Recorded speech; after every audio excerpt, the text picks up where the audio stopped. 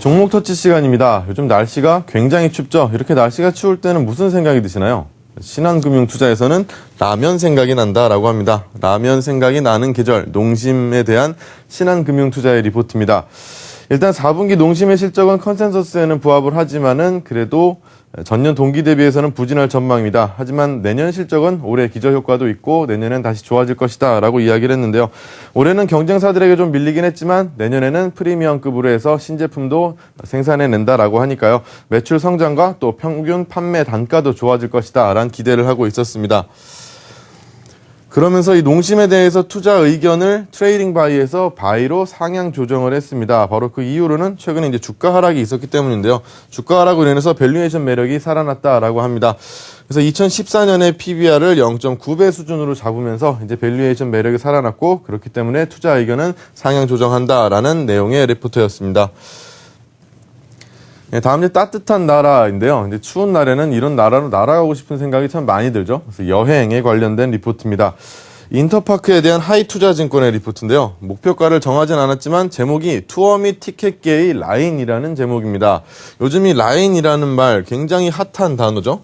근데 이 단어에다가 이 인터파크를 비유했다는 거 상당히 긍정적인 리포트다라고 할 수가 있겠습니다.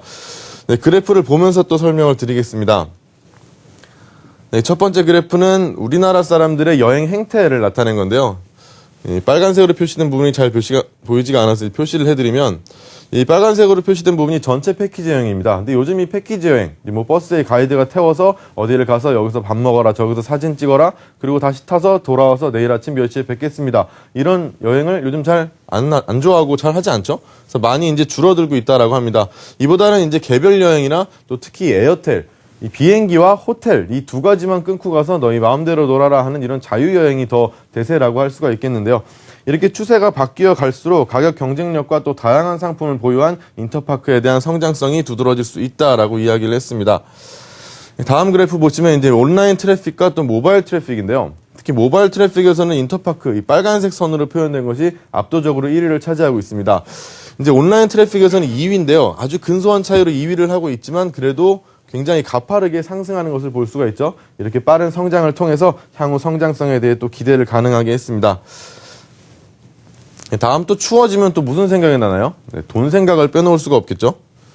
바로 배당 이야기입니다. 배당이 관련돼서 이 삼성생명에 대한 리포트 하나투자증권에서 나왔는데 한번 살펴보겠습니다.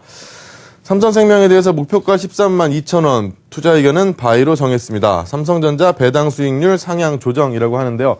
삼성전자의 배당 수익률이 0.5%포인트 늘었더니 삼성생명의 연간 수익률이 5%나 증가했습니다. 자, 왜 그러느냐? 삼성생명이 삼성전자의 최대 주주입니다. 삼성생명이 갖고 있는 삼성전자의 지분이 7.21%나 되기 때문에 관련 배당 이익이 655억 원에서 1,311억 원으로 크게 개선될 전망입니다. 삼성생명에 대한 실적, 그 기대는 그렇게 크지가 않았습니다. 하지만 이 배당으로 인한 어닝 모멘텀이 내년 1분기에 형성될 것이다 라고 이야기를 하면서 13만 2천 원 그리고 투자 의견 매수로 정했습니다. 다음은 마지막으로 KT입니다. 한국투자증권에서 리포트를 냈는데요. 목표가는 38,700원으로 하향 조정했지만 그대로 바이 의견을 가져갔습니다. 먼저 배당 메리트가 감소한 영향이 크다라고 합니다. 지난달에 KT가 이번 배당이 2,000원 아래일 것이다 라고 공시를 했는데요. 2,000원 아래라고 공시를 했을 뿐이지 아직 정해진 게 없기 때문에 그 불확실성도 크다라고 할 수가 있겠습니다. 근데 불확실성도 큰데 이 한국투자증권에서 분석한 바에 따르면 올해 KT가 번 전부 돈을 가지고 전부 쪼개서 주주들한테 나눠준다고 하더라도 850원 수준밖에 안 될 거라는 겁니다. 근데 주주들은 저번 배당을 기대를 하겠죠. 그만큼 이 회사에는 부담이 갈 수 있는 내용이겠습니다. 그리고 이번에 새로운 CEO가 내정됐죠. 이전 삼성전자의 반도체 총괄 사장님이라고 하는데요. 이 사진에 보이시는 분입니다. 이분이 이제 기업에서 계속 일을 했기 때문에 이 기업 경험이 풍부하다.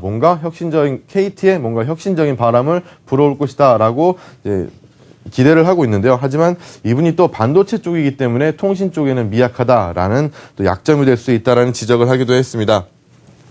네, 이렇게 오늘은 추운 날에 생각날 수 있는 종목들에 대한 리포트 한번 모아 살펴봤습니다. 종목 터치 시간이었습니다.